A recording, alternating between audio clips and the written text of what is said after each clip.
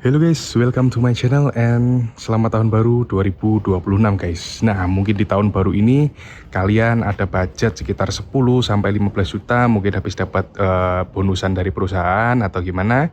Kalian lagi cari motor harian, motor matic ya terutama, tapi kalian bosen yang 110 cc, kalian agak pengen yang upgrade dikit tapi harganya tetap terjangkau. Nah, di sini aku punya saran buat kalian guys.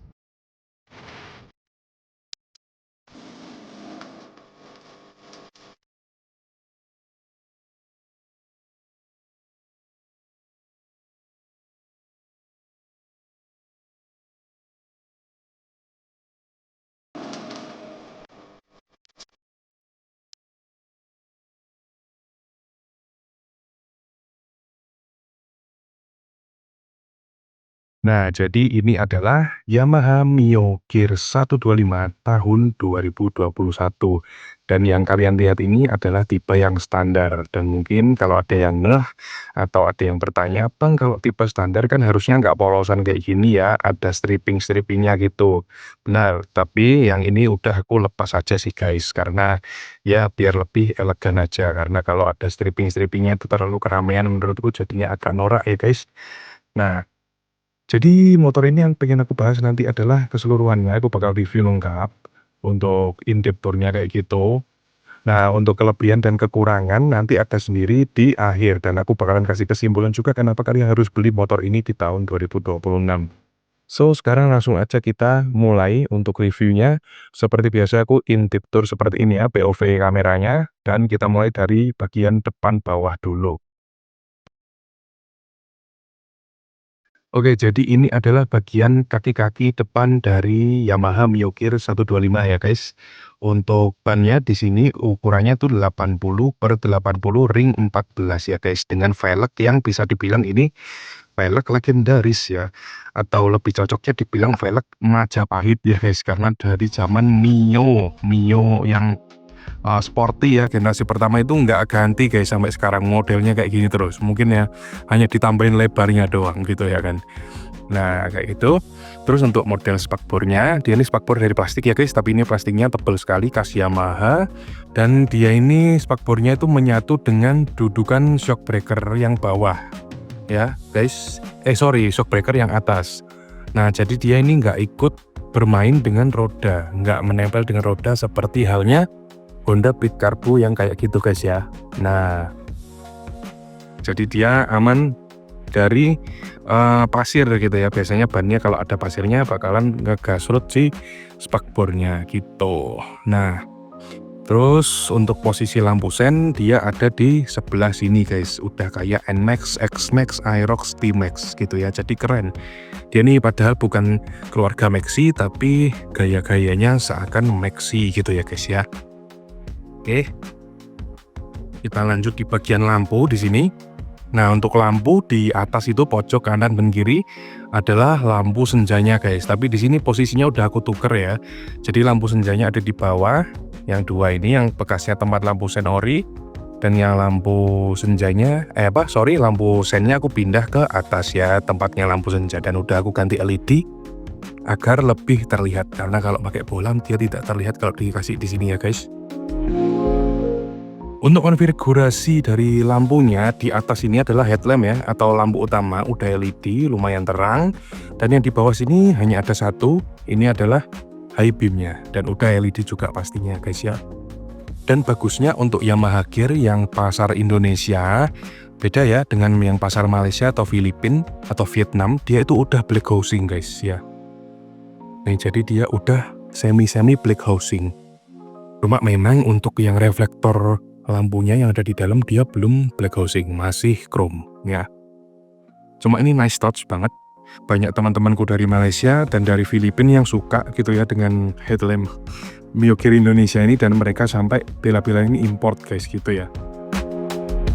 Nice banget sih. Oke guys, sekarang kita lanjut ke agak ke atas ya. Untuk dudukan plat nomor depan dia ada di sini ya. Seperti biasa ya, Indonesia kapan sih plat nomor depan itu dihilangin, ganti stiker aja kayak gitu peraturannya kan. Biar lebih ganteng gitu, lebih aman juga nih. Aduh, mau nyuci susah, kalau nabrak juga nanti kena tangan orang gitu ya kan. Susah banget lah guys pokoknya ya. Terus untuk bodi sampingnya nih guys, dia untuk bodi yang dicat itu hanya sebelah bagian sini saja, setengahnya saja guys. Setengah yang lain dia bodi pasti kasar seperti ini. Nah jadi kayak gitu ya guys. Jadi ini sebenarnya bagus banget buat kalian yang suka gonta-ganti warna motor, karena nggak usah bingung, karena kalian ngecat panelnya tuh dikit banget ya guys. Panel yang berwarna itu cuma ini, batok kanan kiri kecil doang, spakbor sama ini side panel belakang samping ini guys, udah gitu doang gitu. Jadi buat kalian yang pengen gonta-ganti warna motor ini lumayan cocok guys buat kalian ya. Oke, langsung aja kita bahas agak ke atas ya. Nah sekarang kita bahas bagian batok dan stangnya nih guys. Untuk model dari batoknya itu seperti ini ya modelnya. Ya dia lebih dinamis ya daripada Mio M3 atau Mio J yang agak sporty gitu. Terus untuk si handle rem di sini sebelah kanan seperti ini ya. Untuk master remnya dia nggak kelihatan ada di dalam, rapi sekali ya. Dan untuk yang sebelah kanan, nah dia modelnya masih cakram. Sorry guys, masih tromol biasa ya. Dan dia udah dilengkapi dengan parking brake lock. Jadi ini mantap sekali buat kalian yang sering capek gitu kalau jagang motor di lampu merah. Nice touch.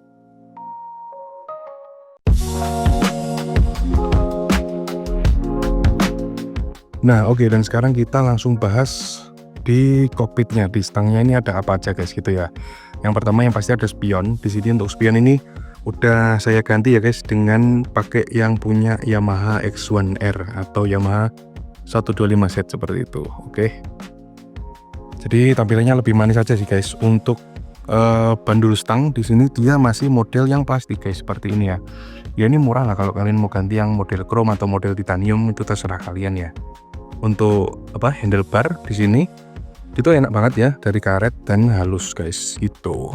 Dan untuk tuasnya dia juga jangkauannya nggak terlalu jauh. Untuk tombol-tombol yang ada di sebelah kiri di sini udah pasti ada lampu jauh dan lampu dekat ya. Dan ada tuas lampu sen di sini di bagian tengah. Dan yang paling bawah ada tuas untuk klakson gitu guys ya. Dan karena di sini dia tombol-tombolnya ini dia tuh dari print ya guys, bukan laser atau bukan cetakan. Jadi tulisan-tulisan logonya ini bisa hilang guys. Kayak contohnya ini nih. Nah ya, dia logo klaksonnya udah memudar guys karena sering dipencet. Itu ya. Untuk yang bagian tengah atau bagian speedometer, dia di sini informasinya lumayan lengkap ya karena dia udah injeksi juga. Jadi dia di sini punya engine check simbol. Ada eco ini juga. Nah ini ada logo eco-nya juga. Kalau kalian ngegasnya pas sama kecepatannya dan dia modenya irit, dia bakal munculin indikator eco di sini. Itu berarti tandanya kalian sedang berkendara dengan mode hemat bahan bakar. Bukan mode hemat bahan bakar sih, tapi gaya berkendara kalian itu sedang hemat bahan bakar gitu guys ya. Dan untuk indikator lampu sen di sini aku suka karena dia tuh dipisah ya, nggak kayak motor-motor matic murah pada umumnya yang biasanya indikator lampu sennya ini digabung. Jadi kita yang berkendara tuh nggak tahu kita tadi tuh habis ngesennya kemana gitu kan. Ya sebenarnya itu nggak penting-penting amat sih. Yang penting kan ya kelihatan kalau kita tuh sedang ngesen gitu ya. Gitu guys. Oke, dan untuk kecepatan dia di sini ada sampai 140 ya, tapi jangan harap gitu ya, jangan keadaan yang standar 80 aja udah syukur gitu ya guys, 100 aja udah syukur gitu ya. Terus ada di sini ada kilometer yang masih putaran biasa kayak gini ya, roll biasa. Dan yang paling bawah di sini ada indikator jarum bensin guys, seperti itu. Di bagian kanan di sini hanya ada indikator lampu jauh ya, seperti ini. Aku nyalain dulu guys. Oh sorry, nggak bisa nyala ya guys, harus mesinnya nyala. Dan kalau tipe yang standar di sini nggak ada tombol untuk idling start stop engine gitu guys. Jadi dia bakal otomatis mati saat ada di lampu merah. Untuk yang tipe ini, yang tipe standar, dia nggak bisa gitu guys ya. Dan ada perbedaan sedikit di speedometer. Jika yang tipe standar dia itu merah seperti ini ya jarumnya. Dan kalau yang tipe Mio Gear yang S itu dia jarumnya putih guys gitu ya. Dan di sini juga ada logo untuk start stop engine-nya ya, begitulah ya.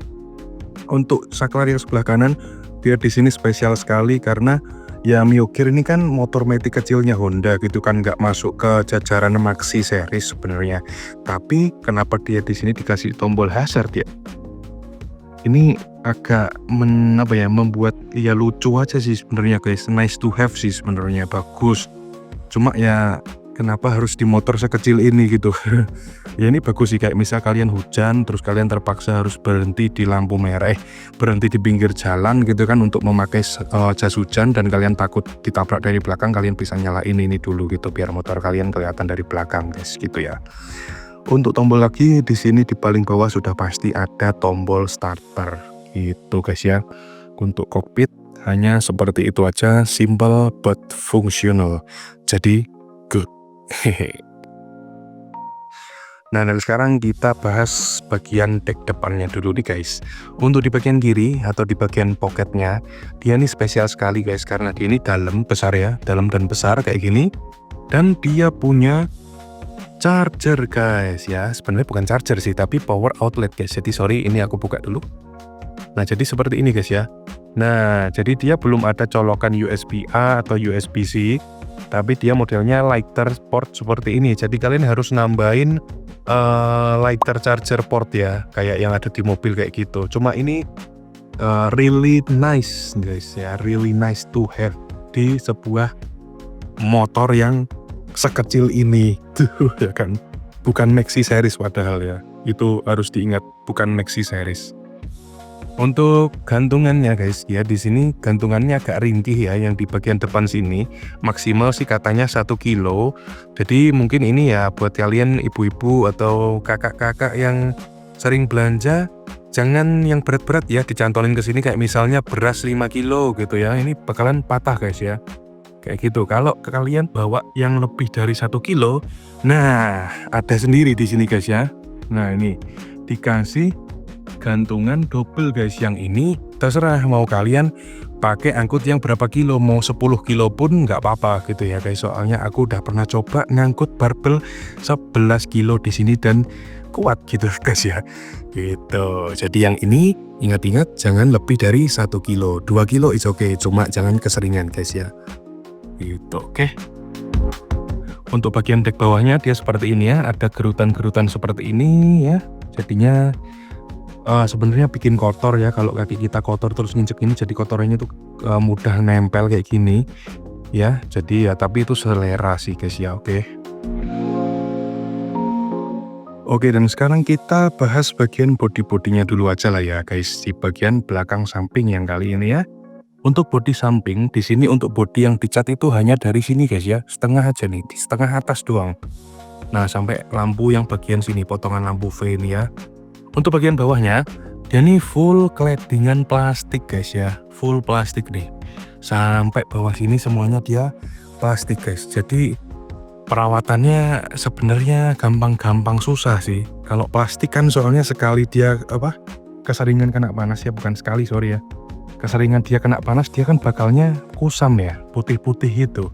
Jadinya ini nanti mungkin kalau motor ini udah berumur mungkin sekitar 15 tahun gitu ya, mungkin ini bakal jadi PR yang sedikit tricky buat kita merawatnya gitu ya. Cara merawatnya terus gimana bang biar nggak pudar gitu ya, jangan dipanasin motornya, jangan parkir di tempat panas. Tapi kan ya namanya kita hidup di Indonesia kan, parkiran nggak semuanya fasilitas parkirannya bagus gitu ya kan, banyak yang di bawah sinar matahari langsung. Jadi ya mau gimana lagi guys ya, ya pinter-pinter kita ngerawatnya nantilah gitu guys ya. Untuk bel belakang di sini kabar baiknya dia masih terbuat dari besi guys ya. Ya, dari besi, bukan dari plastik kayak merek yang ya itulah ya, jangan disebut lah gitu. Banyak fansnya soalnya. Nah, terus kita langsung ke belakang. Di sini ada lampu belakang yang modelnya menurutku selera gitu ya, tapi menurutku ini kurang gitu ya. Untuk lampu sen dia seperti biasa ada di kanan kiri bagian luar, dan di tengahnya ada stop lamp atau lampu rem yang di sini udah aku ganti LED semua guys, kayak gitu ya.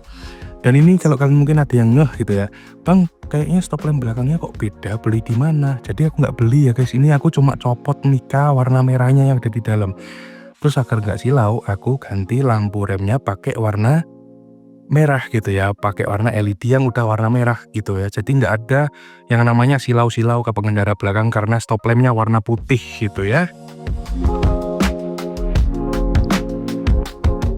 Dan untuk bagian footstep, karena ini motor yang benar-benar mengerti keluarga dan ibu-ibu sekali ya kan, di sini sudah disediakan footstep khusus balita gitu ya, oke.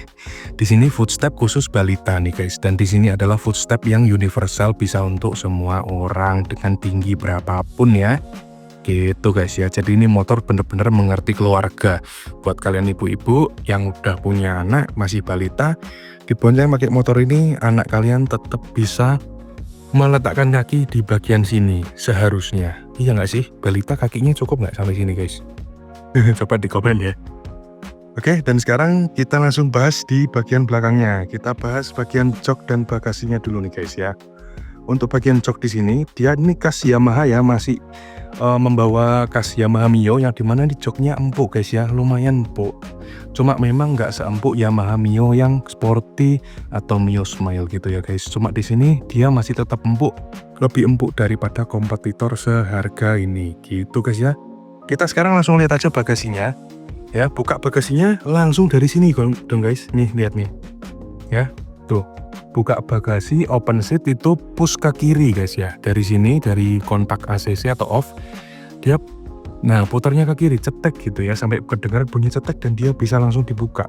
Nah, jadi kalian udah nggak perlu lagi nyabut kunci dari situ terus colokin ke sini terus dibuka gitu, nggak perlu guys ya, nggak perlu gitu ya. Ini motor kecil, murah, tapi fiturnya ya kayak gitu tadi guys, banyak banget gitu ya. Kita langsung lihat aja bagasinya kayak gimana. Bagasinya kayak gini guys ya. Ini lumayan gede sebenarnya, cukup untuk 2 jas hujan kayak gini ya.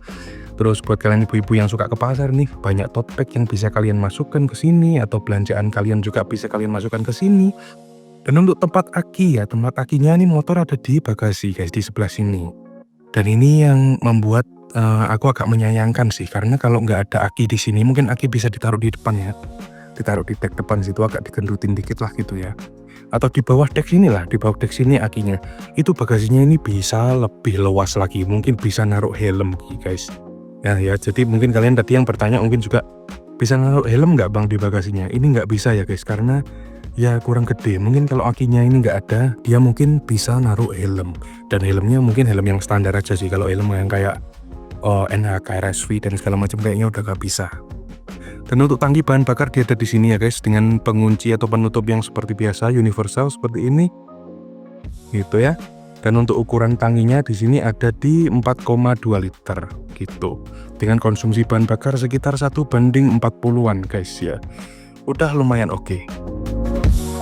Kita tutup dulu. Dan sekarang guys kita bahas soal mesin nih. Untuk mesin di sini spesifikasinya aku kurang hafal, yang jelas cc-nya 125. Dan untuk spesifikasi lengkap yang lain kalian bisa langsung simak aja di layar yang udah aku tampilkan ini ya, spesifikasi lengkapnya mulai dari rangka, terus mesin dan juga yang lain-lain. Kalian simak aja, kalian bisa pause videonya biar kalian lebih jelas untuk membacanya ya. Yang jelas masih ada satu fitur di motor ini yang aku suka banget, yang udah hilang di motor-motor baru zaman sekarang. Itu apa? Nah, ini namanya adalah Kickstarter guys ya, atau engkol gitu ya. Kenapa gitu? Kenapa di motor-motor baru zaman sekarang hal ini tuh dihilangkan? Padahal ini tuh berguna banget gitu ya. Kalau kita lagi urgent, aki kita ngedrop gitu ya kan, nggak bisa dinyalain lewat electric starter. Ini tuh sangat berguna guys ya. Banyak produsen yang bilang untuk mengurangi biaya produksi, banyak yang bilang untuk estetika. Tapi itu yang bilang untuk estetika kalian itu agak iya gitulah ya. Nggak mau nyebut di sini aku lah. Kalian pikirin sendiri, aku bakal nyebut kata-kata apa gitu. Dan untuk model dari CVT, Pak CVT dan juga filternya di sini cukup simpel ya. Untuk Pak CVT di sini dia tidak ada cover apa-apa, tidak seperti Maxi series ya, dia langsung besi gitu guys. Tuh, terus untuk si bagian box filter ya udah pasti dia dari plastik ya guys gitu.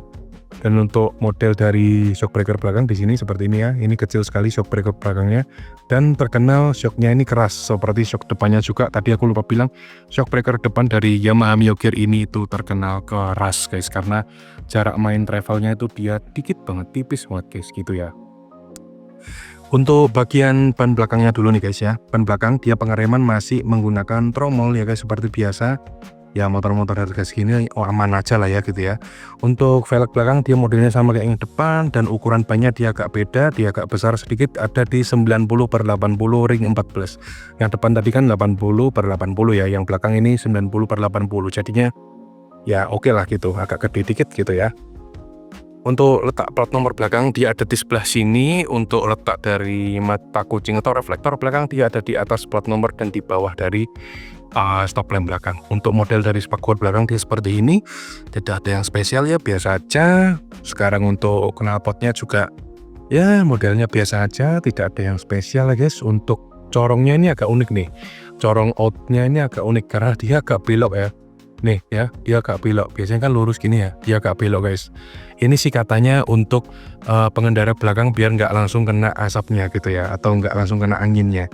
Ya siapa juga guys pengendara belakang yang mau kena angin dengan ini lubang sekecil ini, siapa coba? Itu kan cuma ya udahlah ya.